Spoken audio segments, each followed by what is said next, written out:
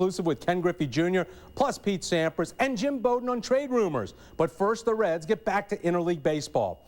You know, it's not often baseball teams split their weekend series between two cities, but the Reds' crazy schedule ended the Colorado series yesterday, opening a three-game set in Detroit today. Let's go to the DET and the Reds' first ever game at Comerico Park. The Tigers scoring 4 in the fourth. Davy Cruz singles to left. Bobby Higginson has no trouble beating Mike Tucker's throw home. That ties the ball game at 1 apiece. Juan Encarnacion sends a fly over Pokey's head. That brings home Cruz. Tigers are on top 2-1. Here's Shane Halter subbing for the injured Tony Clark. Doubles in 2 more. Tigers build a 4-1 margin. Now, the turning point in this one is the 5th. Barry Larkin drives in the hottest Red, Chris Signs. It's now 4-2. Ken Griffey then sends a long fly to left field. Yeah, it stays in the park, but Higginson turns it into quite an adventure, finally makes the catch. A few batters later, Michael Tucker with the bases loaded. Jeff Weaver gets him swinging on the off-speed pitch.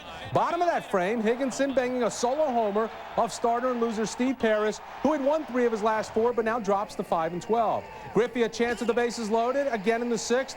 Former Red C.J. Nitkowski strikes him out, Junior 0 for 5. The Reds lose 6-2.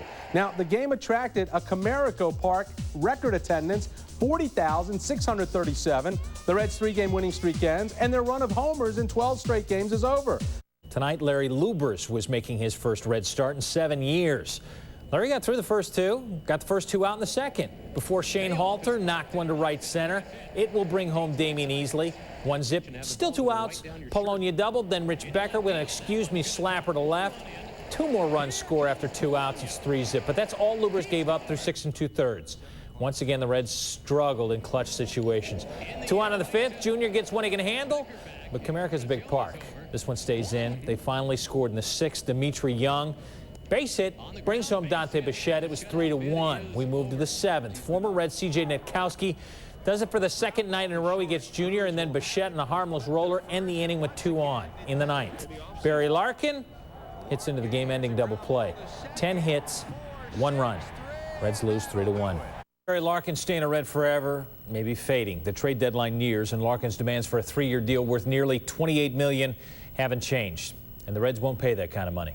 Unfortunately, the negotiations have not gone well. He has not moved from his stance of $27.9 million over 3 years. He won't negotiate off that.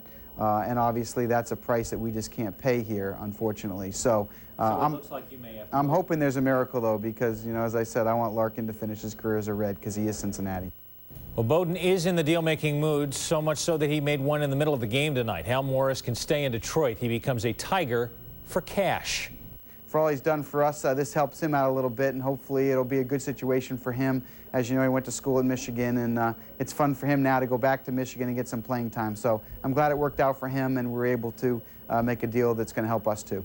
All sorts of stuff going on. Expect Mark Wohlers to be called up to fill Morris's spot by the weekend, but don't expect Griffey to be dealt, despite what Fox Sports Net reported yesterday. We're not trading Ken Griffey Jr. We've never talked to another team about Ken Griffey Jr. We've never given a team a trade proposal involving Ken Griffey Jr., and no team has ever given us a trade proposal. All right, enough of the GM. Amidst all this talk, the Reds trying to finally win one in Detroit. Reds desperate for 2-out base hits, and tonight was the night. Dante got the first to make it 1-zip. This one by Meat brought home Dante 2-zip after 1. Then in the 3rd, give me more meat. Give me a little bit more meat. Bang. Solo job. And the pose gives Elmer DeSenz a 3-0 cushion that quickly goes away. Easley in the bottom of the 4th ties it up with a single up the gut, 3-all. In need of more 2-out base hits, Pokey Reese floating one into left. Meat will score. Pokey going for 2. He's safe, 4-3. Then guess who?